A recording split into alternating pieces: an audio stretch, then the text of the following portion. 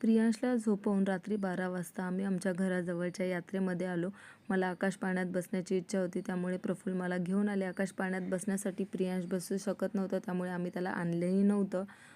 माझ्या एक्सप्रेशनवर तुम्ही तर जाऊच नका. मी खूप घाबरलेली होती, कारण की माझा हा सेकंड टाईम असेल मी आकाश पाळण्यात बसली.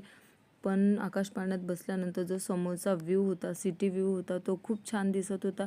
यात्राही तुम्ही बघू शकता, खूप छान होती. जी समोर रेलगाडी दिसते त्यामध्ये मी प्रियांशला बसवलेले होते, त्याची व्हिडिओ मी नक्कीच पोस्ट करेल. नंतर प्रफुल्लला बोटमध्ये बसायचं होतं. बोटचं तिकीट काढलं. तिकीटवाल्या काकांना आम्ही तिकीट दाखवलं व आम्ही बोटमध्ये एंटर केलं. बोटमध्ये बसलो. बोटमध्ये तर मला भीती वाटली नाही, पण प्रफुल्ल नक्कीच घाबरलेला होता. त्याच्या एक्सप्रेशनवरनं तुम्ही बघू शकता. जशीच बोटवरती जात होता तसा तो डोळे झाकून घेत होता. बोट बघू शकता 3ऱ्या माळ्यापर्यंत जात होती बिल्डिंगच्या. खूप मज्जा आली. त्यानंतर आम्ही खाली उतरलो. थोडासा मार्केट फिरलो, बाजार फिरलो. खूप छान बाजार होता.